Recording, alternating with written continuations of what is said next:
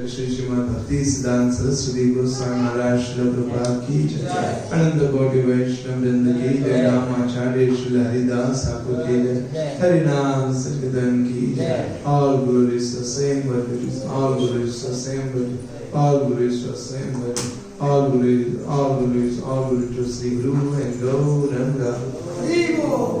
Om Namo Bhagavate Vasudevaya. Om Namo Bhagavate Vasudevaya. Om Namo Bhagavate Vasudevaya. Om Namo Bhagavate Vasudevaya.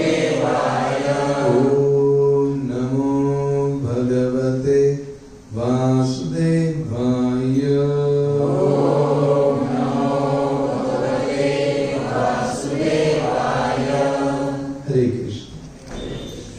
Shrimad चैतन्य चरितामृत आदि लीला अध्याय 8 श्लोक number 20 याच्यावर आपण चर्चा करूया। सर्वांनी म्हणण्याचा प्रयत्न करा। हे ना प्रेम श्री चैतन्य दिला यथा तथा, हे ना प्रेम श्री चैतन्य दिला यथा तथा, जगाई मादाई पर्यंत अनेर का कथा, जगाई मादाई पर्यंत। हे न प्रेम श्री चैतन्य दिला यथा तथा,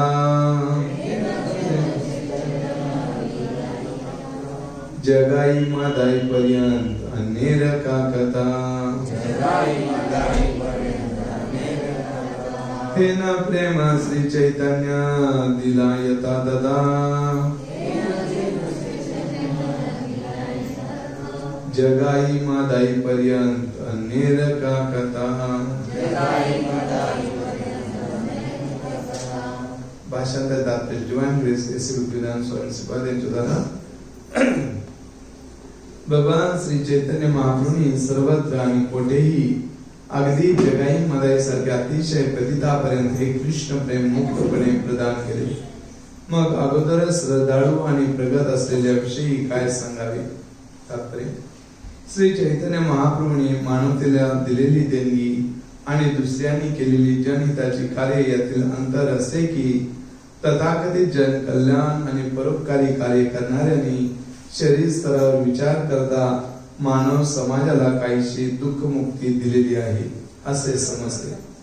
तरी श्री चैतन्य महाप्रभू मात्र भगवत प्रेमासहितच भगवंताच्या धामात प्रवेश होण्याची अत्युत्तम सुविधा प्रदान करीत आहेत। जर कोणी समबुद्धीने या दोन्ही देणग्यांचा गंभीरपणे तुलनात्मक अभ्यास करेल तर तो श्री चैतन्य महाप्रभूंनाच परमोच्च स्थान देईल। श्री कृष्णदास कविराज गोस्वामींच्या प्रतिपादनाचा हाच हेतू आहे। श्री कृष्ण चैतन्य दया करह विचार, विचार करिले चित्ते पार चमत्कार। तुम्ही खरोखरच तर्कशास्त्रात आणि चर्चामध्ये स्वारस्य ठेवीत असाल तर कृपया श्री चैतन्य महाप्रभूंच्या दयेचा विचार करा। तसा विचार कराल तर तुम्हाला त्यातून मोठा चमत्कार दिसून येईल। श्री चैतन्य चरितामृत आदि लीला 8व्या अध्यायातील 15वा श्लोक। श्री नरोत्तम दास ठाकूर म्हणतात, दीनहीन यतचिरो हरिनामे उदारिलो, तार साक्षी जगाई मदाई। जगाई आणि मदाई हे दोन भाऊ वर्तमान कलियुगातील पापी प्रजेचे प्रतीक आहेत। ती अतिशय उत्पात माजवणारी समाजातील व्यक्तित्वे होती। ते मांस भक्षक पापी, मांस भक्षक मद्यपी, स्त्रेन, डाकू, लुटारू, चोर असे सर्व काही होते। तरीही भगवान श्री चैतन्य महाप्रभूंनी त्यांचा उद्धार केला। तर मग जे थोर मनाचे, धार्मिक, श्रद्धावान, समर्पित, सद्विवेक बुद्धी असणारे होते त्यांच्याविषयी बोलण्याचा प्रश्नच उद्भवत नाही। भगवद्गीता या कथनाची पुष्टी करते। किम पुण्य ब्राह्मणा पुण्य भक्ता राजश्रया तथा। ब्राह्मणत्वाने युक्त भक्तांविषयी आणि राजर्षीविषयी काय सांगायलाच नको। शुद्ध भक्ताच्या संगतीत कृष्ण भावनेकडे येणारा कोणीही मनुष्य भगवत धामात जाण्यास समर्थ होतो। भगवद्गीतेतील 9व्या अध्यायातील 32व्या श्लोकात भगवान प्रतिपादन करतात, मामही पार्थ व्यभाषित्य योपीषु पापयोन स्त्रियो वैश्यो तथा शूद्रोपि यान्ति पराम गतिम्। हे पृथा पुत्र जो माझा आश्रय घेतात मग ते जरी जन्माने कनिष्ठ स्त्रिया वैश्य किंवा शूद्र असले तरी ते परमगती प्राप्त करतात। भगवान श्री चैतन्य महाप्रभूंनी जगाई आणि मदाई या दोन पतित भावांचा अवतार केला, परंतु वर्तमान काळात संपूर्ण जगच मदाई आणि जगाईने भरलेले आहे।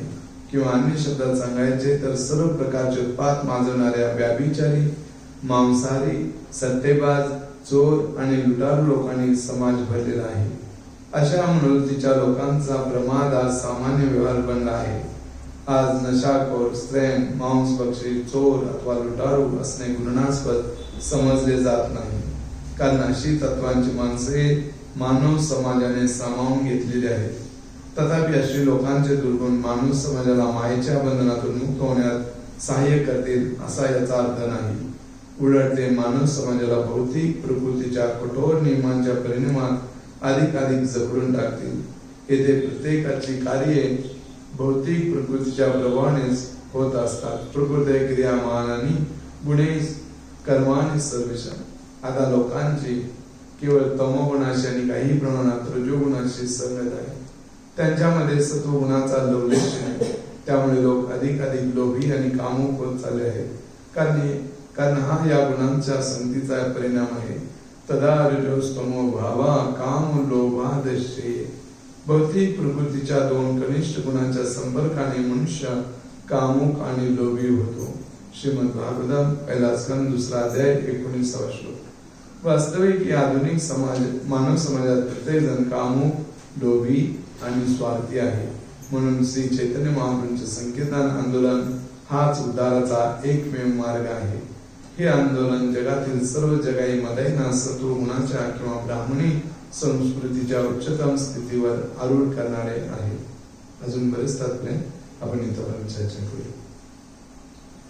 ज्ञानतिमिरन्दस्य ज्ञानाञ्जनशलाकया चक्षुरुन्मीलितं येन तस्मै श्रीगुरवे नमः। श्रीचैतन्य मनोभीष्टं स्थापितं येन भूतले स्वयं रूपा कलामयं ददाति स्वपदान्तिकं। वन्देऽहं श्रीगुरो श्रीतापदकमलं श्रीगुरो वैष्णवांश्च श्रीरूपं साग्रजातं सदनं रघुनाथान्वितं तं सजीवं सावधूतं सावधूतं परिजनसहितं कृष्ण चैतन्य देवं श्रीराधा कृष्णपादान् सकला ललिता श्रीशाखान्वितांश्च।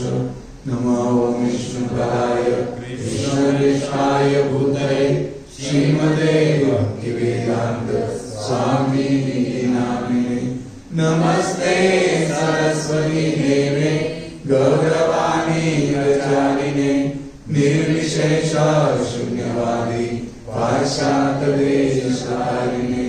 हे कृष्ण करुणा सिंधु दीनबंधु जगत्पते गोपेश गोपिकान्त राधाकान्त नमोस्तुते। तप्त कांचन गौरांगी राधे वृंदावनेश्वरी वृषभानुसुते देवी प्रणमामि हरिप्रिये। वाञ्छाकल्पतरुभ्यश्च कृपा सिन्धुर्येव च पतितानां पावनेभ्यो वैष्णवेभ्यो नमो नमः। जय श्री कृष्ण चैतन्य प्रभु नित्यानंद श्री अद्वैत गदाधर श्रीवासादि गौरभक्तवृंद। हरे कृष्णा कृष्णा कृष्णा हरे हरे, हरे राम राम राम हरे हरे।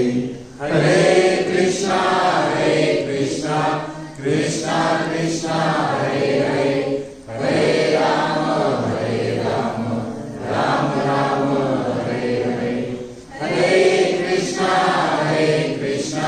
कृष्णा कृष्णा हरे हरे, हरे राम राम राम हरे हरे। हरे कृष्ण।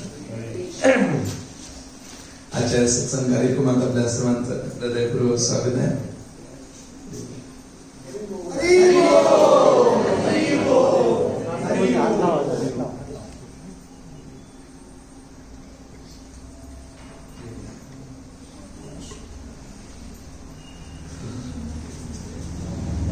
तर सुंदर असे श्री मारुती बाळांच्या कथा झाल्या. 4 दिवस संत तुकारामांचं जीवनचरित्र त्यांनी घेतलं.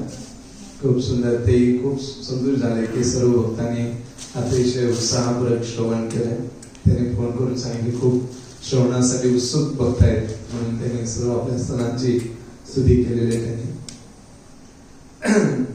तर आता लवकरच गौर पौर्णिमा आहे. संत तुकारामांचं जे वैकुंठ गमन आहे तो एक दिवस तुकाराम बीज या नावाने ओळखला जातो. देहूमध्ये खूप मोठा त्या दिवशी कार्यक्रम असतो. आणि त्याचबरोबर आपल्या मंदिरचा वर्धा मंदिर आणि गौर पौर्णिमा खूप सुंदर, ज्याला आपण होळी पौर्णिमा म्हणतो, तर ते सुंदर असा योग आलेला आहे. आणि त्या संदर्भातच आपण आज थोडी गौरा महाप्रभूंच्या अवताराविषयी थोडी चर्चा करूया. तर आपण बघतो की ज्यावेळी 500 वर्षापूर्वी चैतन्य महाप्रभू 537 हरे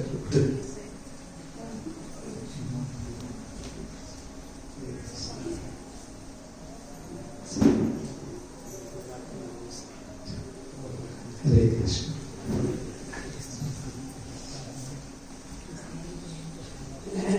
तर चैतन्य महाप्रभू आता 548 वर्ष यापूर्वी या भूतलावर पकडलेले.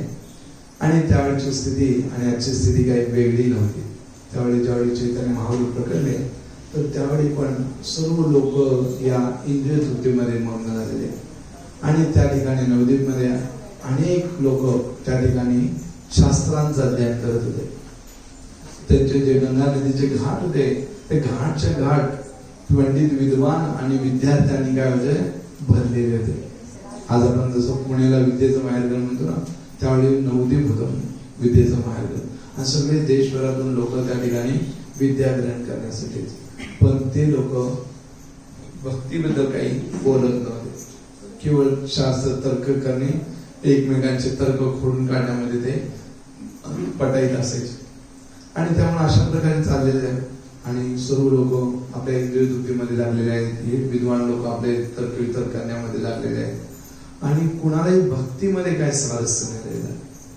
आणि त्यावेळी मग हरिदास ठाकूर, अद्वैताचार्य, काही मोजके भक्त मंडळी होते. ते बघून त्यांना अतिशय क्रंदन व्हायचं की अरे या लोकांचा जर जीवनाचा उद्देश काय, मनुष्य जीवन मिळाले, एवढं दुर्मिळ जीवन सांगितलेलं आहे मनुष्य जीवनाला, आणि हे मनुष्य जीवन मिळाले पण हे लोक असंच व्यर्थ घालवत आहेत. आणि म्हणून त्यांना त्यांची खूप दया यायची आणि आक्रोश करायची. आणि जे अद्वैताचार्य होते तर ते तर मोठमोठ्याने काय करत होते, हुंकार करत होते. ते म्हणत होते की जर स्वतः भगवंत आल्याशिवाय हे वातावरण बदलणार नाही. आणि म्हणून ते काय करत होते, त्यांना एक गौतमीय तंत्र मिळालं, शास्त्र आहे. तर त्या शास्त्रामध्ये एक श्लोक मिळाला की त्याच्यामध्ये सांगितलंय, जो कोणी व्यक्ती गंगाजल आणि तुलसी या शालिग्राम भगवंतांना अर्पण करतो तो भगवंत विक्रीडी येते की ते भगवंताला विकले जातात. आणि हे ज्यावेळी त्यांना समजतं त्यावेळी ते शांतीपूर्ण होते. तिथंच गंगा किनारी गेले, शालिग्राम भगवंत आणि तुलसी आणि गंगाजल अर्पण करतात आणि जोर जोरात हुंकार देतात. आणि त्या हुंकारामुळं चैतन्य महाप्रभू प्रकट होतात. चैतन्य महाप्रभूंचे प्रकटण्याची बाह्य 3 कारणं सांगितली जातात. त्यापैकी हे एक कारण. पहिलं कारण सांगितलेलं आहे शास्त्रामध्ये काय दिलेलं आहे, भविष्यवाणी केलेली आहे की भगवान प्रत्येक युगामध्ये प्रकट होत असतात. युग अवतार याला म्हणलेलं आहे. त्यासाठी शास्त्रामध्ये सांगितले, यदा यदा हि धर्मस्य ग्लानिर्भवति भारत अभ्युत्थानं धर्मस्य तदात्मानं सुजाम्यहम्, की मी प्रकट होत असतो जिथे जिथे धर्माचरणाचा रास होतो आणि अधर्माचे प्राबल्य होते, त्यावेळी मी स्वतः युगावर प्रकट होत असतो. ही शास्त्रवाणी. दुसरं सांगितलेलं आहे की युग धर्म प्रचार, त्या युग धर्माचा प्रचार करण्यासाठी वेगवेगळे अवतार काय होत असतात प्रकट होत असत. आणि तिसरं कारण सांगितलेलं आहे की अद्वैताचार्यांच्या प्रार्थना, की याद्वारे चैतन्य महाप्रभू काय होतात, प्रकट होतात. तसंच त्यांच्या 3 बाह्य आंतरिक कारणे सांगितलेले आहेत चैतन्य महाप्रभू का प्रकटले. कारण ज्यावेळी भगवान बघतायत की राधाराणी, भगवान खास करून राधाराणींचा भाव ते बघतायत आणि त्यावेळी त्यांना इच्छा होते की हा राधाराणीचा भाव काय आहे हे मला जाणून घ्यायचं आहे. आणि म्हणून भगवान विचार करतात आणि हे रूप प्रथम पुढे दाखवला इमलिताला येते की ज्यावेळी भगवान कृष्ण जे श्याम वर्णाचे होते आणि ते चिंतन करत होते राधाराणीचं आणि एवढे चिंतनात मग झाले होते की त्यांचं रूपच काय झालं, राधाराणीचं रूप बनलं. आणि सर्व गोपी बघून आश्चर्यचकित झाले आणि त्यावेळी भगवान म्हणतात हे रूप मी भविष्यामध्ये धारण करणार आहे.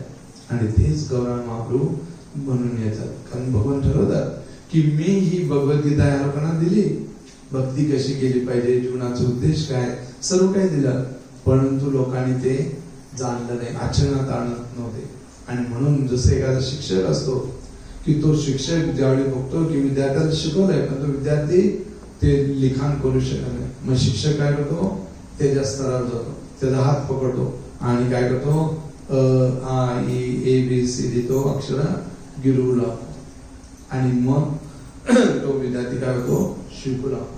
तशाच प्रकारे आपण शिकायनो, आपण आचार्यानं शिकायनं सवारे, की चैतन्य महाप्रभू काय करतात की तो भक्त कसा असला पाहिजे, कसं त्यानं आचरण केलं पाहिजे हे दाखवायला स्वतः भगवान देतात.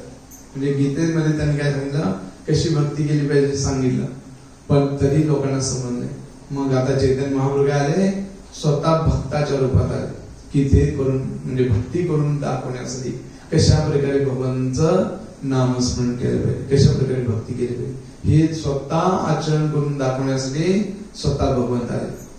आणि तो भाव राधाराणीचा काय भाव आहे तो जाणण्यासाठी आले.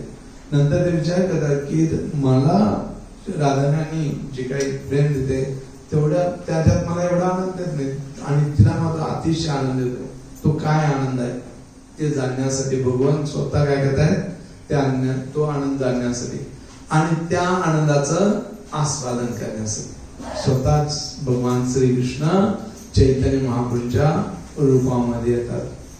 आणि कलियुगामध्ये चैतन्य महाप्रभू आलेले आहेत आणि कलियुगामध्ये जे सांगितलेले आहे, कलियुगातील लोकांचं वर्णन कसं सांगितलेलं आहे, प्रायीण अल्पायुष्य सभ्य कलो अस्मिन युगे जना मंद सुमंद मतियो मंद भाग्या व्युपद्रता.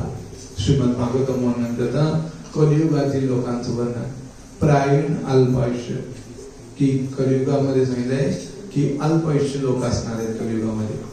तर आपण म्हणून अल्पायुष्य कसं काय, कारण पूर्वीच्या युगामध्ये लोकांचं आयुष्य किती असायचं, 1-1 लाख वर्ष असायचं सत्ययुगामध्ये, नंतर 10,000, नंतर 1,000 आणि आता कलियुगामध्ये केवळ 100 वर्ष राहिले. आणि 100 वर्ष तर पण जगते आजकाल, 60-70 वर्ष झाले की झालं, त्यानंतर काय मिळालं तर बोनस. तर अशा प्रकारे आयुष्यमान खूप कमी झाले. प्रायीण अल्पायुष्य कलो अस्मिन युगे मंद सुमंद मतियो, त्यांची बुद्धी अतिशय मंद झालेली आहे.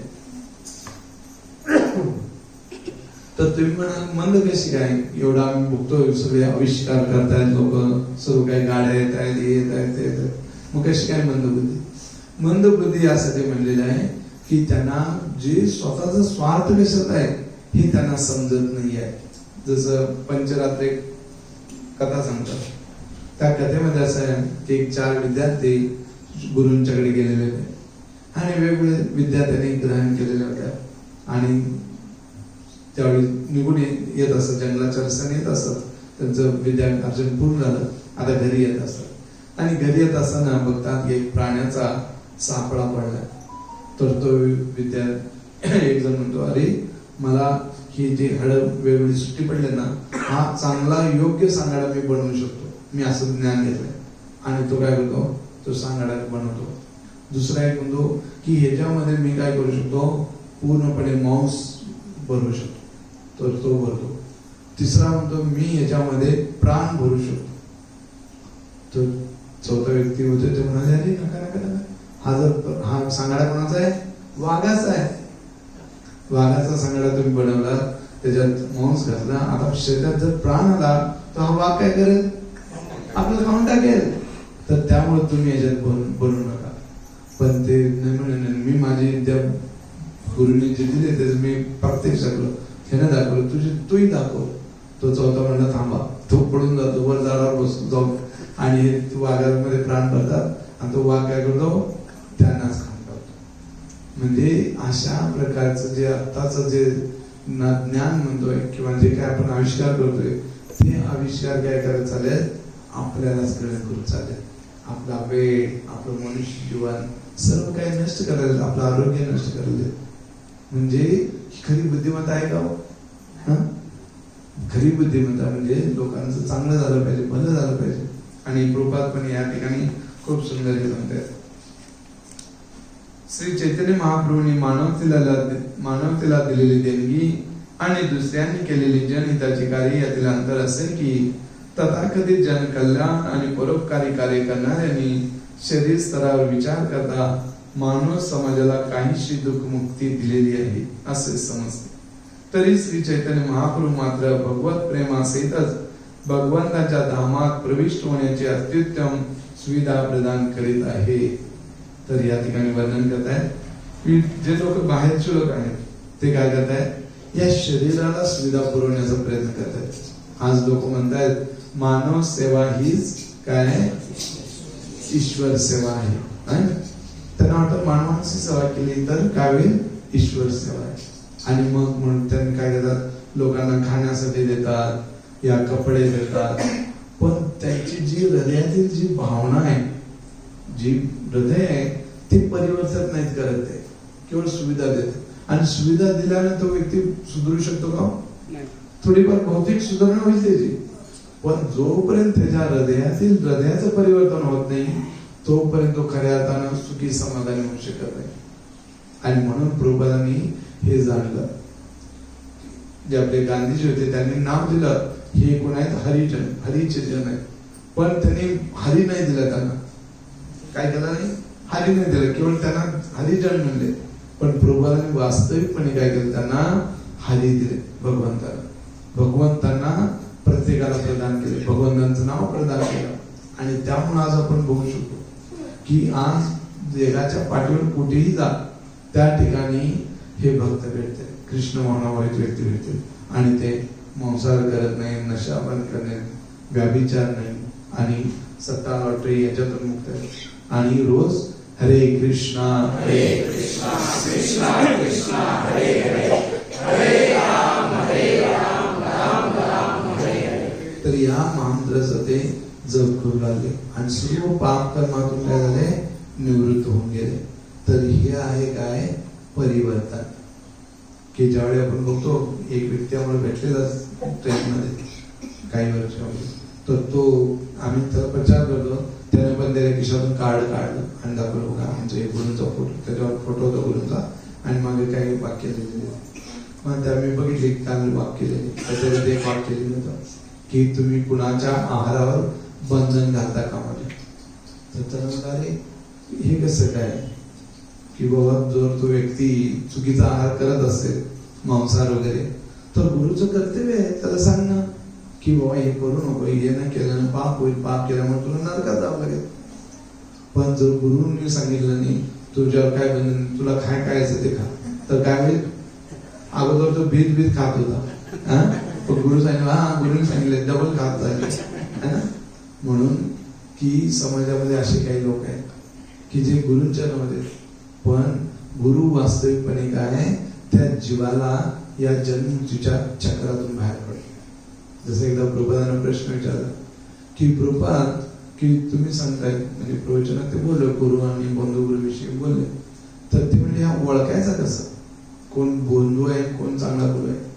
तर त्यावेळी ते प्रभुपाद म्हणले, एक दृष्टांत त्यांना की म्हणलं की एक व्यक्ती आहे, त्याने काही, समजा तुम्ही आहात आणि तुम्ही काही पाप केल्यामुळे, काही गुन्हा केल्यामुळे तुम्हाला तुरुंगात टाकण्यात आलं, आणि तुमचा एक मित्र येतो आणि म्हणतो की मित्रा तू काळजी करू नकोस, मी काय करेन, पंतप्रधानांना भेटेल आणि तुला एक राजकैदी म्हणून ठेव, राज्यकैदी म्हणजे तो तुरुंगातच राहणार, पण त्याला सर्व सुविधा मिळणार. तिथं खाण्यासाठी बाहेरचं भोजन मिळणार, न्यूजपेपर मिळणार, टीव्ही बघायला मिळणार, तो कमरा एसी कमरा असणार, म्हणजे सर्व काही सुविधा त्याला आत मध्ये बसल्या बसल्या मिळणार. आणि ही मी सुविधा करतो. दुसरा एक मित्र, तोही चांगला मित्र असतो, तो म्हणतो मी राष्ट्रपतीपर्यंत जाईल आणि लवकरात लवकर तुला मी काय करेन, बाहेर काढेन. प्रभुपाद म्हणजे तुम्ही कुणाचा स्वीकार करणार? दोघे तुमची इच्छा आहे, तुम्ही कुठलाच स्वीकार करणार? कुठला? बाहेर पडणार की सुविधा घेत बसणार? बाहेर पडणार. प्रत्येकाचं हेच उत्तर आहे की बाहेर पडायचं. बाहेर पडलं तर काय होईल? सगळे आपले नातेवाईक आहेत, मित्र आहेत, सर्व काय, आणि खरी स्वतंत्रता आहे. पण आतमध्ये स्वतंत्र नाही, सुविधा मिळते पण स्वतंत्रता नाही. आणि त्यामुळे प्रभुपाद म्हणले ही एक खरा गुरु आणि बंधू गुरु मध्ये फरक. एक खरा गुरु आहे तो या जन्ममृत्यूच्या चक्रातून बाहेर काढून तुम्हाला भगवत धामाला न्यायचा विचार करतो. आणि जो बंधू गुरु आहे तो म्हणतो चिंता करून तुला नोकरी नाही, चल माझ्या नावाचं जप कर, तुला नोकरी मिळेल, तुला हे नाही, हे घे, हे माझं नाव जप कर. म्हणजे जे काय करतो तो इथंच सुविधा देतो, तुम्हाला काय पाहिजे ते ही कर, माझ्या नाव जप कर, तुला मिळून जाईल. पण खरा गुरु तसं नाही. खरा गुरु म्हणजे काय? या जन्म मृत्यूच्या चक्रातून कायमच बाहेर काढतो. आणि हेच आंदोलन आहे श्री चैतन्य महाप्रभूंचं. चैतन्य महाप्रभू यासाठीच या ठिकाणी आलेले आहेत.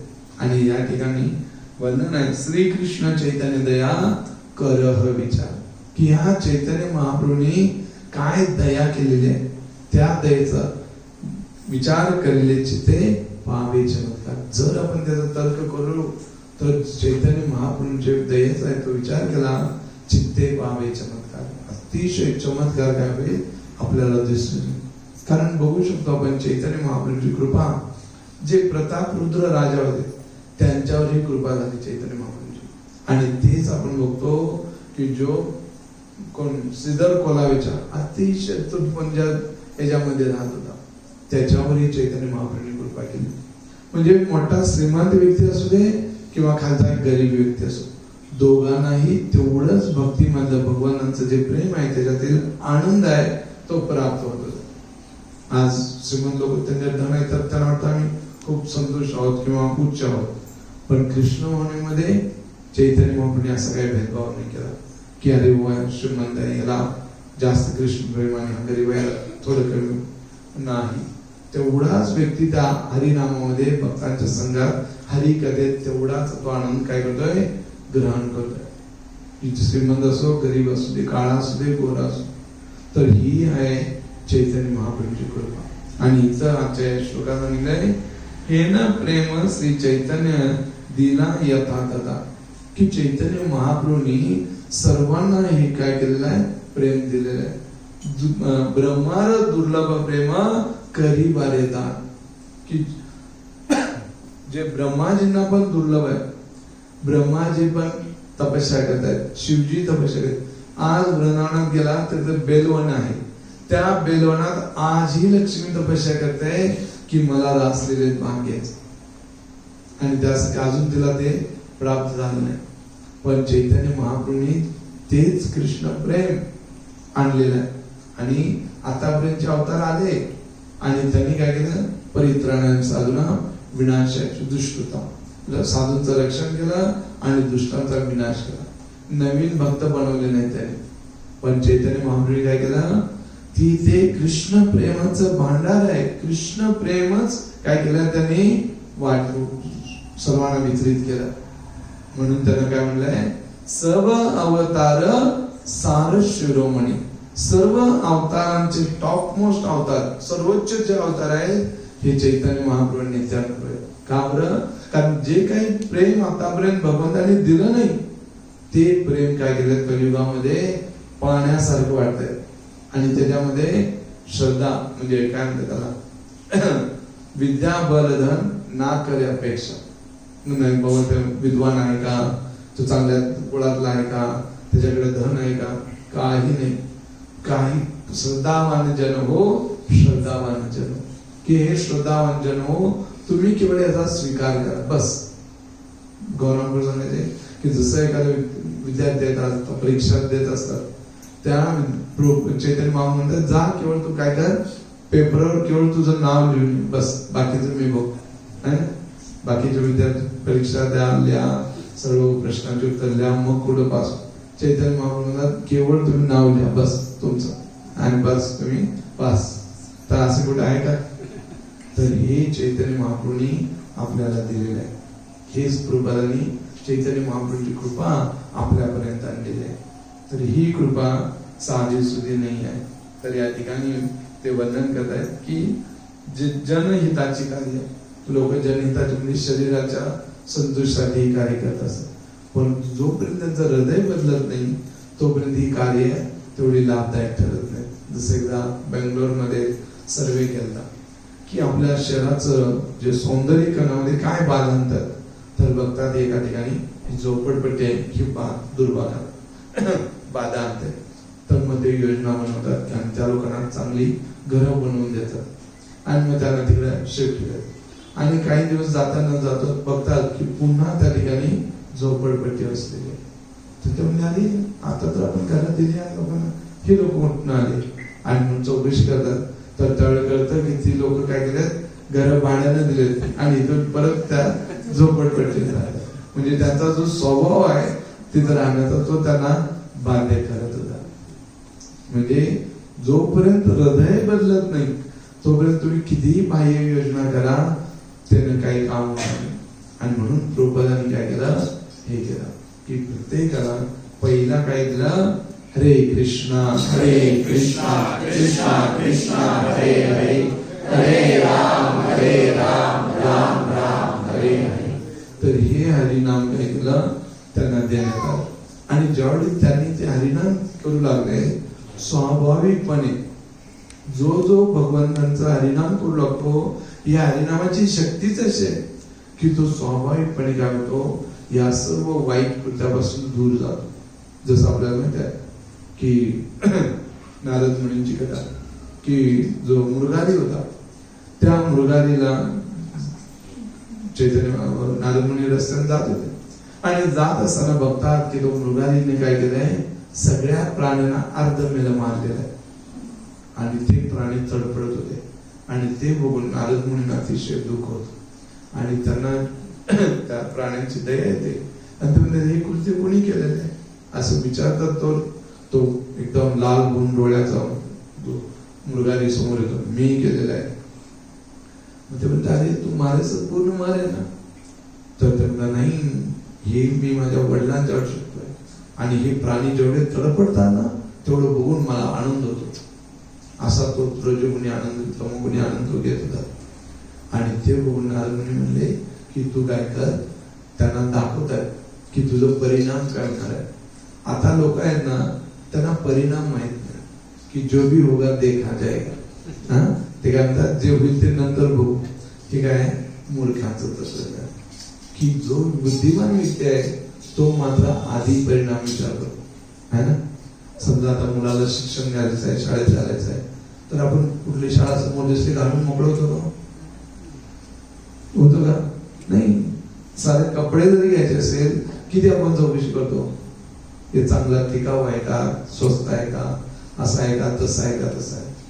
म्हणजे प्रत्येक गोष्ट विचार केल्याशिवाय करतो का, हा चला घ्या आपण नंतर बघू काय होईल ते. होतं नाही. कोणतीही वस्तू घ्या आपण तोडून मोडून घेतो ते, है ना, चौकश बुद्धीनं. पण या ठिकाणी जस्ट डू इट. हे किती मूर्खपण आहे. आणि काय परिणाम होईल नंतर बघू, ते योग्य नाही. पहिला जे काही कर्म करणार आहे तो बुद्धिमान व्यक्ती विचार करतो की याचा परिणाम काय होणार आहे, याने मला काय होणार आहे. हे जाणून ज्यावेळी तो कर्म करतो त्यावेळी तो सजग राहतो त्या कर्मापासून, म्हणजे त्या माझं दुष्परिणामापासून सजग राहतो. नाहीतर काय होईल, पश्चातापाची वेळ येते त्याच्यावर की तो जस्ट डू इट म्हणून पडून जाईल, पण उद्या त्याला पश्चाताप करण्याशिवाय दुसरा पर्याय नाही राहणार. आणि म्हणून व्यक्तीनं जाणून बुजून योग्य विचार करून ते कार्य केलं पाहिजे. आणि त्यावेळी जे मृगारी आहेत ते बघतात सर्व की हे प्राणी उद्या भविष्यात माझे लचके तोडण्यासाठी तयार आहेत. आणि त्यावेळी तो घाबरतो आणि तो नारद मुनीचे पाय चरण पकडतो आणि म्हणतो की मला तुम्ही वाचवा याच्यातून. आणि जे गुरु आहेत तेच आपल्याला या कार्यातून वाचू शकतात.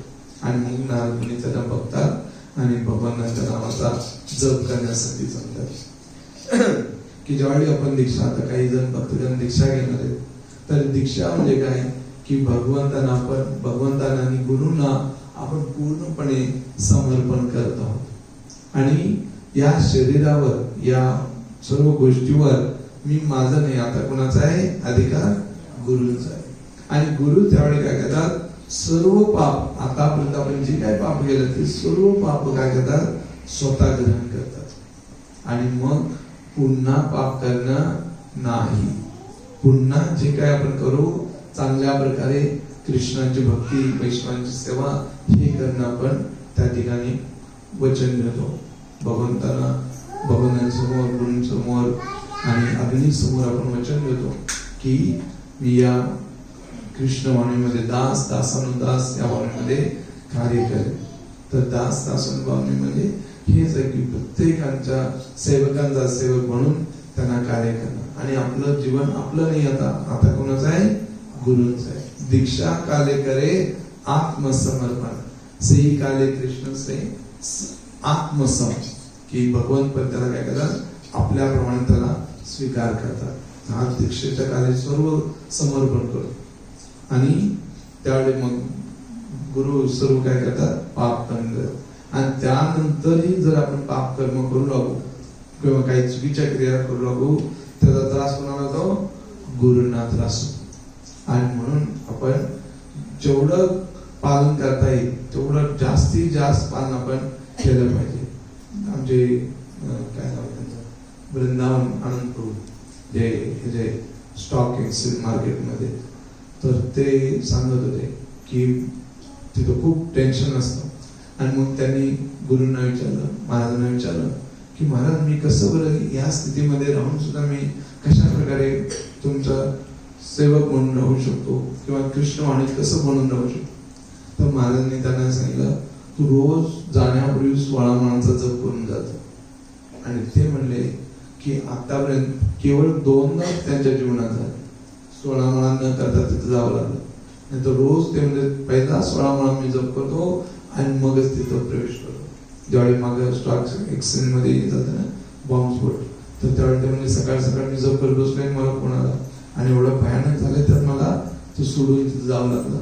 आणि आणखीन एक वेळ झाली, तर फक्त 2 वेळा एवढ्या वर्षामध्ये केवळ 2 वेळाच माझं असं झालं. नाही तर रोज मी काय करतो 16 माळा जप करतो. परवा गौरंग आम्ही भेटलो याला गौरदानी कोली, तर तिथेही त्यांना विचारलं तर तुम्ही कसे एवढ्या वर्षानुवर्षे या कृष्ण म्हणे बनवून म्हणजे एवढे सगळं जबाबदारी आहेत आणि या सर्व गोष्टी आहेत. तर ते म्हणजे माझी कोणतीही सेवा, सकाळी मी 16 माळांचा पहिला जप पूर्ण करतो आणि मग आणि सेवेच्या दरम्यान जप माळ माझे दिसणार नाही म्हटले. आणि आम्ही पण कधीच त्यांना तिथं बघितलं नाही. बाबा किचन मध्ये गेले त्यांनी जप माळ घेतली, तर किचन सकाळी 4-4:30 ला सुरू होतं. ते म्हणजे त्याच्या आधी मी 16 माळा जप करून जातो यात्रेच्या दरम्यान वगैरे. त्याच म्हणजे बघू शकतो की ही लोक जे आहेत वर्षानुवर्षे सेवा करत आहेत, तर त्यांनी आपल्या जपाला किती महत्व दिलेलं आहे. आणि म्हणून आपण बघतो तुकाराम महाराज वगैरे आजही आम्ही देहूत जातो, त्या भंडारा डोंगरावर जातो, भंडारा नाही काय भामचंद्र, आजही निर्जन लोक म्हणजे निर्जन डोंगर असतो. कित्येक लोक भंडारावर सहज जातात, पण त्या डोंगरावर कोणीही सहसा जात नाही, कारण ते चढायसाठी जरा अवघड आहे. तर आजही निर्जन स्थान आहे ते. 400 वर्षापूर्वीची कल्पना करा, ते किती निर्जन स्थान असेल.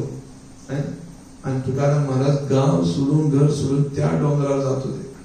का बरं? म्हणजे आपल्या साधनेला महत्व देत. म्हणजे अशा आपण बसतो सगळीकडे गोलगाट सुरू आहे, टीव्ही सुरू आहे, तिथं जप करत बसतो. तर वातावरण असणं काय आहे अतिशय महत्वपूर्ण आहे. की वातावरण जसं सकाळी वातावरण असतं, सगळे लोक आपापल्या झोपेमध्ये असतात किंवा कार्यात असतात, त्यावेळी मोकळा वेळ मिळतो, त्यावेळी कुणाचाही डिस्टर्बन्स नसतो. अशा वेळी आपण चांगला जप आपण करून घेऊ शकतो. तर अशा प्रकारे आपल्या साधनेला आपल्या जीवनामध्ये अतिशय महत्व दिलं पाहिजे. आणि तर मग जे गुरु आहेत त्यांना चांगलं हे होतं, म्हणजे त्रास नाही होणार. नाहीतर मी जर आजच्या सोहळ्यामुळे किती भक्त सोहळ्यामुळे आज नाही करू शकलो, गडबडाने येते, पण त्याचा त्रास काय होतो, गुरु महाराज. आणि म्हणून आपण सोहळा म्हणा कोणत्याही परिस्थितीत काय करायच्या, पूर्ण करायचं. आतापर्यंत पुढं मागं होत असेल, पण आता गुरुंना आपण वचन देणार आहोत, अग्नीसमोर भगवंतासमोर, आणि त्यामुळे त्याच्यामध्ये दिरंगा येतात नाही. आणि म्हणून आपण 16पेक्षा 2-4 जास्तच करायच्या. म्हणजे कधी कधी आपण काय होईल, 16वर गाडी थांबेल, नाही तर 16वर ठेवली कधी कधी मागं पण येऊ शकेल. आणि म्हणून या ठिकाणी जे मुलगा आहे ते गुरूंची शरण घेतात आणि नारद मुनी सर्व त्याचं पाप लय करतात आणि त्याला भगवंतांचा नाम जप देतात. आणि ज्यावेळी तो नाम जप करत होता त्यावेळी काही दिवसांनी नारद मुनी येतात पर्वत मुनी घेऊन, चला माझा शिष्य आहे, चला भेटूया म्हणून. आणि येतात, दोघांना बघून तो काय, तो मुलगा सरळ रस्ता असतो पण सरळ येत नाही, वेडवाकडे येतो. तर अरे हे दोघांना असे वाटते की सरळ रस्ता सरळ असताना का आला. तर ते त्याला विचारतात की रस्ता सरळ होता तू वेडवाकडे का आलास.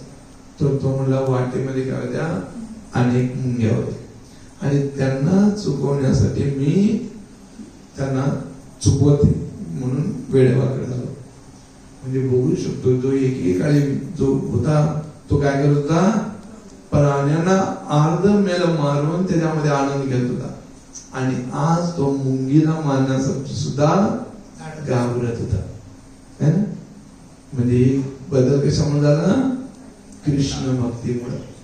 आणि म्हणून आज आपण ते लोक समाजात करतायत मदत, पण त्या व्यक्तीचं जोपर्यंत हृदय परिवर्तन होत नाही तोपर्यंत त्याला खऱ्या अर्थानं तो सुखी आनंदी होऊ शकत नाही. जसं राधेश्याम गुरु एकदा सांगतो की ते म्हणजे मी ज्यावेळी कॉलेजला होतो, शिक्षण घेत होते, त्यावेळी त्यांच्या शाळेसमोर एक भिकारी बसले असायचा आणि यांना त्याचे द्यायचे आणि म्हणून ते रोज 1 रुपये त्याला द्यायचे जात. आणि मग असं बरेच दिवस चालू होतं. एक दिवस काय एखादा क्लास होत नाही त्यामुळे ते मध्येच बाहेर येतात आणि ज्यावेळी मध्ये बाहेर येतात तर हा व्यक्तीकडे बघतात, तर हा व्यक्ती मस्त सिगरेट ओढत बसला होता. तर त्यांना आश्चर्य वाटलं की अरे याला काही खायला मिळत नाही म्हणून आम्ही याला पैसे देतो आणि हा मस्त सिगरेट ओढतोय. तर त्याला विचारतात की अरे आज सिगरेट ओढतोयस. तर तो म्हणला हो, की ज्यावेळी माझ्याकडे 50 रुपये होतात ना मी त्यावेळी बिडी ओढतो आणि ज्यावेळी 100 रुपये होतात ना मी सिगरेट ओढतो. तर म्हणजे बघू शकतो की लोक की जे काही शारीरिक स्तरावर त्यांना काही मदत करायला जाऊ तर हृदय परिवर्तन होत नाही तोपर्यंत ते त्याचं आचरण बदलू शकत नाही. आणि म्हणून चैतन्य महाप्रभूंनी काय केलेलं आहे, हे भगवंतांचं नाव आलेलं आहे. आणि तेच नित्यानुरूणी नामेर हाट खोलेचे सुरभी कुंजेचे नामेर हाट खोलेचे, की आपण पण याला सुरभी कुंज नाव दिले ना. तर नित्यानुरूणी या सुरभी कुंजामध्ये काय केलेलं आहे, नामाचा हाट म्हणजे बाजार उघडलेला आहे. आणि जसं चैतन्य महाप्रभूंनी हरिनाम घेऊन आले, गोलोक केले प्रेमदान करी बालेदान, की गोलोक धामातून यांनी हे आणलेलं आहे प्रेमदान. आणि ते वाटाय कोणाकडे दिलेलं आहे, नित्यानुरूंच्याकडे दिलेलं आहे. आणि नित्यानुरूंचा स्वभाव कसा आहे, जसा एखादा व्यक्ती भगवान प्रभू सांगायचे, जसा एखादा व्यक्ती भरपूर दारू पिलेला आहे आणि तो वर चौकात उभा आहे, तो म्हणतो ये तुला काय पाहिजे, पैसे किती पाहिजे, खिशात काढतो, खिशातून पैसे फेकतो, घे पैसे घे पैसे. त्याला ते नशेमध्ये त्याला भान नाही. आणि अशा प्रकारे तो काय म्हणतो, काय पाहिजे ते घे सगळे पैसे. तशा प्रकारे नित्यानुरूंनी काय केलेलं आहे, हे हरिनामाचे नशा त्यांना झालेले आहे. आणि त्यामुळे ते सर्वांना काय करतायत, हरिनाम देत आहेत. आणि म्हणून सब अवतार सार शिरोमणी, या दोघांना काय म्हणलेलं आहे, साऱ्या अवतारातील टॉप मोस्ट अवतार म्हणलेला आहे. आणि पशु पाखी जुरे पाषाण बेदरे, म्हणजे पशु पक्ष्यांच्या सुद्धा त्यांनी काय केलेलं आहे, उद्धार केलेला आहे. पाषाण बेदरे. आजही ज्यावेळी आपण जगन्नाथपुरी इथं जाऊ, आलालनाथ मंदिर आहे, त्या मंदिरात तिथं चैतन्य महाप्रभू ज्या दगडावर झोपलेले होते तो दगड वितळलेला आहे. तिथे चैतन्य महाप्रभूंचे ठसे उमटलेले. म्हणजे बघू शकतो की दगडाला सुद्धा पाजर फुटेल अशा प्रकारे चैतन्य महाप्रभूंचं पशु पक्षी जुळे पाषाण बेदरे शुनी जार गुण गाता. आणि म्हणून आपलं हृदय पण, हे हृदय आता काय झालेलं आहे की हृदय राहिलं नाही. हे काय झालंय, विषय वासनांच्या मुळे ते एकदम कठोर वासुरे ह्या पाषाण दिया. वासुदेव घोष म्हणतात की भगवंता माझं हृदय नाही, ते काय पाषाण आहे. आणि पाषाणला पाजर पुरतो का लवकर नाही. आणि म्हणून त्या पाषाण रूपी हृदयात कुणाप्रती करुणा येईल का, दया येईल का, नाही. आणि म्हणून ते म्हणतात की माझं हृदय काय आहे, पाषाण रूपी आहे. आणि जर चैतन्य महाप्रभूंची कृपा झाली, हरिनाम घेतला आपण, हरे कृष्णा कृष्णा कृष्णा हरे हरे, हरे राम राम राम हरे हरे, तरच या हृदयाला काय होऊ शकतो, पाझर फुटू शकतो. आणि म्हणून आपण जाणलं पाहिजे की कशा प्रकारे कृष्णवाणीचा आपण स्वीकार केला पाहिजे. की ही कृष्णवाणा प्रभुपादांनी असंच नाही दिलेली, भरपूर कष्ट घेतलेले प्रभुपादांनी. चैतन्य महाप्रभूने दिले, पण चैतन्य महाप्रभू नित्यानप्रभू जगामध्ये त्यांना सोडलं नाही. जगामध्ये ना नित्यानप्रभू हरिनाम काय केले, पण या बदायांनी काय केलं, त्याचा मटका घेऊन त्यांना मारण्यात आला. तिथून त्यांना रक्त आलं नित्यानप्रभू. आणि प्रभुपाद त्या तात्पर्यात लिहित आहेत की कृष्णवाणीचा जो कोणी असा प्रचार करतो, त्या अशा प्रचाराच्यावर अनेक हल्ले होतात. कोणी सहजपणे त्यांना कृष्णवाणी नको आहे, भक्ती नको आहे, पण त्याच्याद्वारे जसं आपण जीसस क्राइस्ट बघू शकतो, मोहम्मद पैगंबर म्हणून बघू शकतो, सगळ्यांना जे कोणी कृष्णवाणीचा प्रचार करतात त्यांना मक्के होऊन मध्यपर्यंत पळत जावं लागलं त्यांना याला. आणि नंतर क्रॉसवर चढवण्यात आलं. त्यांचा दोष काय, केवळ कृष्ण भावना देत होते, लोकांना भगवत भावना देत होते. तर अशा प्रकारे लोकांना हलदास टाकून 22 मार्केटमध्ये त्यांना मारण्यात येतात. काय त्यांचा दोष, केवळ भगवानांचं नाव ते इतरांना देत होते. तर ते म्हणतात की अशा प्रकारे संत तुकाराम महाराज, त्यांना तर किती त्रास झाला लोकांना. म्हणून म्हणजे कृष्णवाणीचा जो कोणी प्रचार करणार आहे त्याला त्रास होणार नाही असं नाही. तुकाराम म्हणतात सुळावरची पोळी. ही काय आपण जे भक्ती प्राप्त करणार आहोत, तर ही भक्ती म्हणजे असं नाही की तुम्हाला बिना त्रासच होईल. बघा गौरांगपूर म्हणायचे, जर कोणी कृष्णवाणीमध्ये आलाय आणि तो म्हणेल एकदम सुखी शांती जमा समाधानाचं जीवन असेल, तर ते म्हणजे तुम्ही चुकीच्या जागी आलेला आहे. काय चुकीच्या जागी शांती समाधान. की ज्यावेळी भगवद्गीता भागवत आहे तर तिथं काय आहे, कुरुक्षेत्र आहे. संघर्ष हा अटळ आहे, पण विजय मात्र काय आहे, आपला होणार आहे. का, कारण भगवंत आपल्या बरोबर आहे. हरे कृष्णा कृष्णा कृष्णा हरे हरे, हरे राम राम राम हरे हरे. तर म्हणून या ठिकाणी चैतन्य महाप्रभू प्रकटलेले आणि ते काय करतायत, सर्वांना हे हरिनाम देत आहेत. आणि या हरिनामाद्वारे त्यांनी अनेकांचा उद्धार केलेला आहे. आणि मग आपण बघू शकतो, प्रतापरुद्र महाराज असतील, दुःखी स्त्री असेल, जे सुभाष ठाकूरांच्या अंगणात केवळ ती वैष्णवांचं काय करत होते, पाणी भरत होते. चैतन्य महाप्रभूने विचारलं की अरे हे सर्व वैष्णव या पाण्याने अंघोळ करतात, हे पाणी भरतो कोण, तर त्यांना सांगण्यात आलं ही दुःखी स्त्री भरते. तर चैतन्य महाप्रभू ऐकतात दुःखी, आणि ते म्हणजे एवढे वैष्णवांची सेवा करते, तुझी कशी काय दुःखी नाही, ती काय सुखी. चैतन्य महाप्रभूंनी काय केलं, तिचं नाव बदललं. असं नाही की नुसतं नाव बदललं, बऱ्याच वेळा गावात असतं ना, नाव सोनाबाई हाती कतलाचा वाळा. नाव मोठं असतं सोनाबाई, पण हातामध्ये सोनं नसतं, कतलाचा वाळा असतं. पण चैतन्य महाप्रभूंनी तसं नाही केलं, नुसतं नाव बदललं नाही, वास्तविकपणे तिला सुखी बनवलं जीवनामध्ये. म्हणजे आपण पण त्या स्त्रीप्रमाणे दुःखी आहोत. आहा प्रभू नित्यानंद प्रेमानंद सुखी, कृपावलोकन करो आम्ही बडो दुखी. की हे नित्यानंद की आम्ही खूप दुःखी आहोत आणि कृपावलोकन, तुमचे कृपा कटाक्ष काय करा आमच्यावर टाका. आणि तुम्ही कोणात, आहा प्रभू नित्यानंद, ते नित्य आनंदामध्ये. आणि म्हणून त्यांचा कृपा कटाक्ष आपल्यावर झाला तर आपणही आनंदी बनू शकतो, आणि केवळ हरिनामाद्वारे. आणि हेच आहे की ज्यावेळी आपण आपल्या जीवनात मध्ये एक वैष्णव बनतो, एक खरा वैष्णव, एकदा रामानुचार्यांना एक शिष्य जातो आणि प्रश्न विचारतो आणि म्हणतो एक खरा विष्णू कसा असतो. तर रामानुचार्य तो थांबतात आणि म्हणतो तू काय कर अनंताचार्यांच्याकडे जा. आणि अनंताचार्य कुठे होते तिरुपती बालाजीची सेवा करत होते. हे श्रीरंगमला होते आणि ते तिकडे बालाजीकडे. तर हा व्यक्ती चालत चालत चालत बालाजीच्या ते जातो आणि तिथं आनंदाचार्य राहत असतात. आनंदाचार्यांना भेटतो आणि म्हणतो की एक खरा वैष्णव कसा असतो. तर आनंदाचार्य ऐकून नाही ऐकल्यासारखं तो त्यांना उत्तर देत नाही, निघून जातात. मग तो विचार करतो की अरे रामानुचार्यांनी मला सांगितलं यांच्याकडून उत्तर घ्या आणि यांना मी प्रश्न विचारला पण यांनी पण उत्तर नाही दिलं.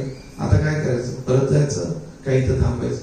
तर तो विचार करू आणि विचारांती तो समजतो की आपण काय करू, इथं थांबू, यांची सेवा करू, यांना प्रसन्न करू आणि हे ज्यावेळी प्रसन्न होतील त्याच वेळी माझ्या प्रश्नाचं उत्तर आपोआप देतील. आणि म्हणून तो तिथंच थांबतो आणि त्यांची सेवा करू. आणि असे जवळजवळ 5-6 महिने निघून जातात आणि नंतर तिथे एक मोठा फेस्टिवल असतो बालाजींचा आणि तिथे हजारो लोक आलेले असतात आणि त्या ठिकाणी कथा कीर्तन सर्व काही सुंदर होतं. आणि नंतर होते प्रसादाच. आणि ज्यावेळी प्रसाद सुरू होतो त्यावेळी हा जाऊन बसलेला असतो. तर आनंदाचार्य एवढ्या गर्दीतून त्याला कुठून बघतात माहित नाही, येतात बरोबर त्याच्यावर आणि नंतर उठ तू काय कर सर्विंग कर सर्वांना वाढ. मग तो जातो आणि वाढल्यानंतर परत दुसऱ्या पंक्तीत तो बसतो. पुन्हा ते येतात, तो म्हणतात उठ सर्विंग कर परत. आणि असं किती वेळा होतं म्हणजे शेवटी तो एकटाच राहिलेला होता आणि त्यावेळी त्याला म्हणतो तो आता घे बस. आणि मग तो प्रसादला बसतो आणि त्यावेळी आनंदाचार्य त्याजवळ येतात आणि म्हणतात की तुला आठवतं का 6 महिन्यापूर्वी तू मला एक प्रश्न विचारला, हा त्या प्रश्नाच्या उत्तरासाठी मी थांबलोय. तर ते म्हणतात की तू प्रश्न विचारला खरा वैष्णव कसा असतो. तर ते म्हणतात की खरा वैष्णव एक कोंबडीप्रमाणे असतो, एक बगळ्याप्रमाणे असतो, मिठाप्रमाणे असतो आणि तुझ्यासारखा असतो असं बोलतात, हसतात आणि निघून जातात. तर याला आणखी संभ्रम निर्माण होतो की अरे हे उत्तर दिलं पण कसं काय मला कळालंच नाही जातं. आणि मग तिथून ते निघून येतात श्रीरंगमला रामानुचार्यांच्याकडे आणि रामानुचार्यां सर्व प्रसंग त्यांना सांगतात की अशा प्रकारे झालं. आणि त्यावेळी रामानुचार्य त्यांना समजावतात की म्हणतात एक खरा वैष्णव कोंबडीप्रमाणे असतो. कसा की कोंबडी मोठा कचऱ्याचा ढीग असेल पण त्या कचऱ्या ढिगातून ती काय करते, तिला जे आवड काय म्हणतात त्याचं साल दाणे काय करते ती तेवढंच घेते, कचऱ्याकडे बघत नाही, ते फक्त दाणे त्यातलं टिपते. तशा प्रकारे जो खरा वैष्णव आहे हे भौतिक जगत पण काय कचऱ्याप्रमाणे. एकदा प्रभुपाद एका देशातून जात होते आणि समोर पाठी बघतात येथे कचरा टाकावा. तर प्रभुपाद ते आपल्या शिष्यामध्ये सारं भौतिक जगतच इथं टाकलं पाहिजे कारण ते सर्व कचऱ्याप्रमाणे. तर भौतिक जगत असं आहे पण त्यातील तो काय करतो सार तेवढा काय करतो ग्रहण करतो. नंतर ते म्हणले की एक वैष्णव बगळ्याप्रमाणे असतो. बगळा आपण बघतो पाण्यामध्ये काय असतो एका पायावर उभा असतो आणि तो बघत असतो. आजूबाजूला मासे फिरत असतात त्याच्यात पण तो तिकडे आकर्षित. जसं एखादा मोठा मासा येतो लगेच त्याला झडप घालतो आणि पकडतो. त्याप्रमाणे जो वैष्णव आहे त्याच्या अवतीभोवती अनेक लोक इकडे तिकडे फिरत असतात पण तिकडे तो लक्ष देत. पण जसा एखादा महात्मा येतो एखादा साधू येतो तो लगेच पकडतो त्यांना आणि त्यांच्या सेवेचा त्याच्या संघाचा लाभ होतो, त्याच्याकडून श्रवण करण्याचा लाभ देतो. आणि त्या प्रकारे तो बगळ्याप्रमाणे असतो. मग नंतर मिठाप्रमाणे मीठ जे काही भोजनाला आस्वादन आणण्याचं कार्य कोण करतात मीठ करतात. पण कधी मिठाची स्तुती करतो का आपण. आज जेव्हा तुम्ही भोजन कराल तर कधी म्हणता का की अरे मीठ छान बरोबर टाकलं ह्याच्यात, मिठाचं नाव घेतो का आपण. पण मीठ नसेल तर सगळे म्हणणार अरे मीठ नाही मीठ, पण मीठ असताना कोणी त्याचं नाव घेत नाही. आणि त्या भोजनाला स्वाद आणण्यासाठी मीठ आपलं अस्तित्व पण काय करतं नष्ट करून घेत. म्हणजे तो वैष्णव आहे तो बघत नाही कोणी माझी स्तुती करतायत की नाही पण तो मात्र त्याची सेवा मात्र करण्यामध्ये पूर्णपणे आत्मसमर्पण करतो, पूर्णपणे हृदय ओतून ती सेवा करतो. कोणी वंदा कोणी निंदा है ना, कोणी बोला किंवा काय करा पण माझी सेवा चालू राहणार. तर अशा प्रकारे तो वैष्णव. तर हा शिष्य म्हणाला की मला कळालं की कशा प्रकारे तो कोंबडीप्रमाणे असतो बगड्याप्रमाणे असो, मिठाप्रमाणे असो, पण त्यांनी म्हणले तुझ्यासारखा असो, माझ्यासारखं कसं आहे? त्यावेळी रावणाचार्य म्हणाले की बघ, जी भूक, तहान भूक आहे, हे कंट्रोल करणं खूप अवघड असतं जीवाला. आणि त्यावेळी तुला ज्यावेळी पहिल्यांदा उठवलं, पहिल्यांदा वेळ ठीक आहे बाबा करून, दुसऱ्यांदा तिसऱ्यांदा माणूस भूकेल का तो व्याकुळ होऊन जातो. आणि त्यावेळी सहजपणे बोलू शकतो माणूस की अरे माझी दुसरी नाही का दिसते, पण मला आता खाऊ दे, त्यांना घ्या दिसते. पण तुम्ही एक शब्दाने, तू एका शब्दाने काही बोलला नाही, तक्रार केली नाही. त्याने जसं निसर्ग तू सर्व केलंस. आणि म्हणून तू सर्व तू काही काय म्हणतात उद्रेक होते तहान आणि भुकेचे, त्यांनाही तू कंट्रोल करून तू काय केलेस? त्यांच्या आज्ञेचं पालन केलेस. आणि म्हणून एक खरा वैष्णव असा असतो. तर म्हणजे बघू शकतो की आपण ज्यावेळी दीक्षा घेत आहोत तर गुरूंना आपण समर्पण करतो आणि गुरूंच्याकडून अपेक्षा नाही करू शकत की अरे असं झालं पाहिजे तसं नाही. गुरूंसाठी मी काय करू शकतो त्या प्रकारे त्यांनी हे केलं पाहिजे. त्यावेळी परमपूज्य राधानंद स्वामी महाराज एकदा रोहिणी कुमारकडून सांगत होते. ते म्हणले की जर काही भक्तांना दीक्षा देत होते तर त्या म्हणले पहिलं तत्व सांगताना की माझा 1 मिनिटाचा वेळ सुद्धा त्याला मिळणार नाही, असे असेल तर त्यांनी माझ्याकडून दीक्षा घ्यावी. म्हणजे असं आपल्याला वाटतं की गुरुंनी आपल्याला वेळ द्यावा, भेटावं, बोलावं, हसावं. पण महाराज आता इतके व्यस्त आहेत की ते म्हणजे 1 मिनिट पण वेळ देऊ शकतो. आणि जे माझे प्रतिनिधी आहेत तेच काय करतील, त्यांना सर्व काही मार्गदर्शन करतील. आणि म्हणून आपण काय म्हणतो दास दासानुदास, की त्यांच्या अनुगत्य, जसं रूपानुगम होतो आपल्याला, रूप गोस्वामींचे अनुगत्य आपण तशाच प्रकारे रूपात असते, गुरु महाराज असतील. तर आपल्याकडं 2 तत्व सांगितले. एक आहे वपू संघ आणि वाणी संघ. वपू संघ म्हणजे की प्रत्यक्षात गुरु महाराजांच्या सानिध्यामध्ये राहून त्यांची सेवा, त्यांची कृपा प्राप्त करणे. पण प्रभुपादांनी याला जास्त महत्व दिले, कारण जास्त वेळ कुठल्या देशातून प्रत्येक देशामध्ये प्रभुपादांनी जायचं आणि प्रभुपाद म्हणायचे हा जो मच्छर दिसतो ना हा सगळ्यात माझ्या जवळचा आहे, माझ्या शरीराच्या जवळ एकदम कोण असेल हा मच्छर आहे, पण करतोय काय? माझं रक्त शोषतो. तर ते म्हणजे तसं पाहिजे नाही. तो जरी भरी दूर आहे पण तर तुम्ही माझी सेवा करताय ते महत्वपूर्ण आहे. आणि म्हणून प्रभुपाद म्हणला वाणी संघा महत्वपूर्ण आहे. गुरुंच्या गोकुळ संघापेक्षा वाणी संघाला जास्त महत्व आहे. की गुरुंची जी वाणी आहे त्या वाणीला आपण आपल्या जीवनामध्ये कसं पालन करतोय आणि कशा प्रकारे आपल्या जीवनात उतरवतोय, तर ते महाराजांनी काय केलंय त्याला जास्त महत्व दिले, प्रभुपादांनी जास्त महत्व दिले. आणि तेच आपल्या आचार्यांचा पण काय आहे मूड आहे. प्रभुपादांना महाराजांनी किती वेळ भेटले? एकदा नाही तर 2दाच भेटलेले.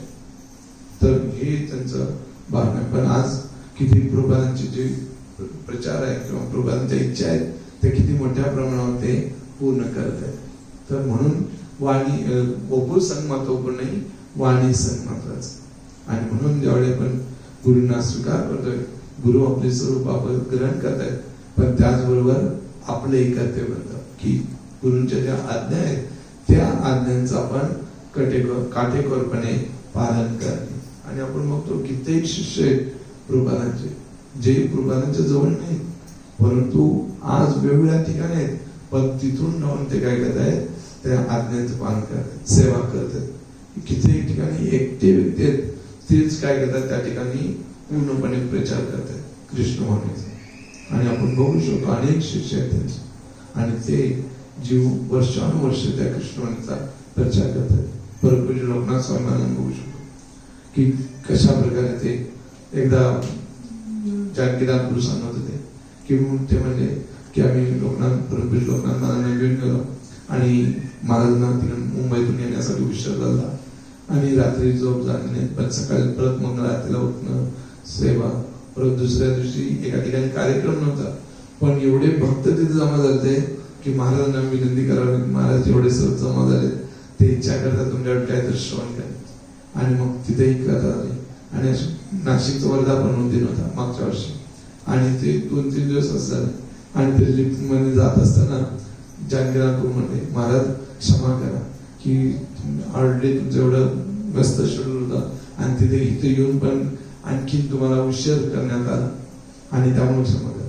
महाराज म्हणले असं, ते म्हणजे कालही उशीर झाला, आजही उशीर झाला, उद्या येऊन परवा पण असंच असणार.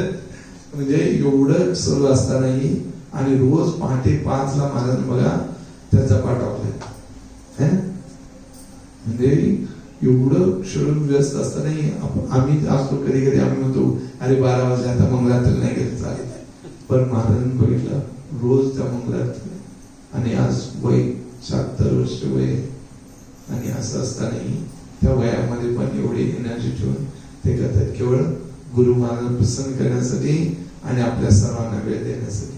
आणि त्यामुळं आपणही आपल्या जीवनामध्ये तो स्वतःला काय करायला पाहिजे की थोडं आणखीन एक पाऊल पुढे टाकायला आपण शिकलं पाहिजे.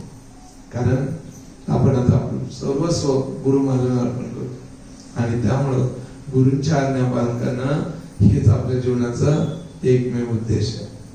आणि हे जेवढे आपण करू तर त्यानं गुरु महाराज प्रसन्न होणार आहेत. जेवढे भक्तिचार महाराजांना प्रभुपादांनी 3 आज्ञा दिली, मला 2 आठवतात. ते म्हणले की एवढी जन्म तू मायेला दिलीस आहे ना, आपले करोडो जन्म काय गेले मायेची सेवा करण्यात गेले. तोच परिवार कुत्र्याच्या जन्मात जाऊ, तिथं मुलं बाळ सगळे, परत तिकडे जाऊ गाईंच्या महिलांच्या किती जन्म झाले आठवतं का कुणाला? करोडो जन्म गेले. तर प्रभुपाद म्हणले एवढा एक जन्म तू माझ्यासाठी दे, एवढा एक जन्म माझ्यासाठी दे. आणि माझ्यासाठी द्यायचं म्हणजे काय 24 तास प्रभुपादांच्या विषयी राहायचं नाही. ते जे काय आपलं जीवन चाललंय त्याबरोबर आपल्याला कृष्ण होण्याचा प्रचार म्हणजे साधना करायची आहे आणि त्याचबरोबर प्रचार करण्याचा प्रयत्न करायचा. आचरण आणि प्रचार या 2 गोष्टी करायच्या. तर प्रभुपाद म्हणले एवढे एक जीवन तू मला दे.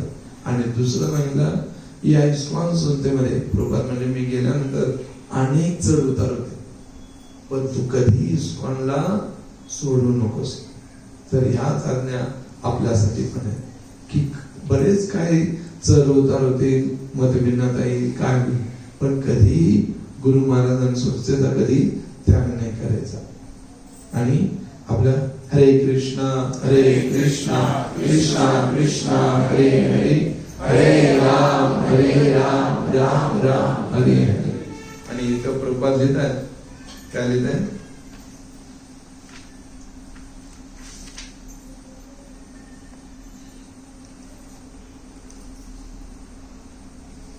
वास्तविक आधुनिक मानव समाजात प्रत्येक जण कामुक, लोभी आणि स्वार्थी आहे. म्हणून श्री चैतन्य महाप्रभूंचे संकीर्तन आंदोलन हाच उद्धाराचा एकमेव मार्ग आहे. कलियुगी उद्धार हरीच्या नामे. तुकाराम म्हणतात कलियुगामध्ये दुसरा कोणताही मार्ग नाही उद्धाराचा, केवळ हरिनाम आहे. आणि ते चैतन्य महाप्रभूंनी आपल्याला दिले, नित्यानंद दिले, प्रभुपादांनी दिले आणि तेच गुरु महाराज आपल्याला प्रदान करतायत. आणि म्हणून याशिवाय कोणताही दुसरा मार्ग नाही, याच्यावर आपण दृढ झालं पाहिजे. आजही आम्ही बघतोय कित्येक लोक एवढं सर्व काही प्राप्त होऊन त्यांना वाटतं दुसरीकडे शोध आहे, अजून काय पाहिजे, अजून काय पाहिजे. पण नाही, गुरु महाराजांचं परमपूज्यानंदांचं पूर्ण जीवन चरित्र बघा. अनेक साधूंच्याकडे गेले, ते अनेक साधूंना भेटले, पण शेवटी प्रभुपादांच्या जवळच त्यांना काय झालं, पूर्णत्व प्राप्त झालं. जसं गौर गोविंद स्वामी महाराजांचं पण होतं. गौर गोविंद स्वामी महाराज ना लहानपणी सांगितलेलं की तुम्ही संन्यासी बना, आणि म्हणून ते संन्यासाच्या शोधात कोण संन्यास देऊ शकत असं सगळीकडे भ्रमण करत होते. आणि शेवटी या बद्रीनाथ केदारनाथ तिकडे जाऊन आले आणि शेवटी वृंदावनात आले. आणि वृंदावनात पहिल्याच दिवशी प्रभुपादांची भेट झाली. प्रभुपादांनी पहिलाच प्रश्न केला त्यांना, तुला संन्यास मिळाला का? ते म्हणले नाही, अजून कोणी नाही. ते म्हणले मी देईन तुला संन्यास. तर म्हणजे बघू शकतो की अशा प्रकारे दिव्य संबंध आहे की जे प्रभुपादांनी जे दिलंय ते आज कोणी दिलं नाही. भगवान प्रभू म्हणायचे, भगवान प्रभू म्हणलं आजकाल बरेच लोक इकडे तिकडे महाराजांच्या मागे लागले वेगळ्या. तर महाराज म्हणले हे सगळे महाराज आता पण कुठं होते? प्रभुपादांनी जे वृंदावनचं राधा कृष्णांचं प्रेम धन आहे ते घेऊन प्रभुपाद 1965 साली तिकडे गेले. हे महाराज लोक आता उदयाला आलेले म्हणले. प्रभुपादांनी ते आपल्याला अगोदरच दिलेले राधा कृष्णाचं.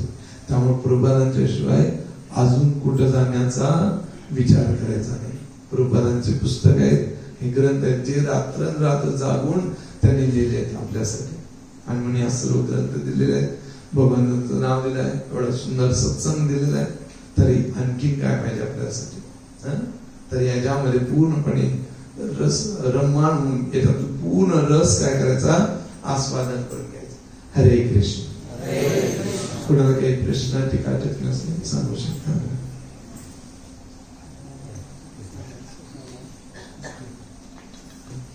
एक माझं करायचं मला बघा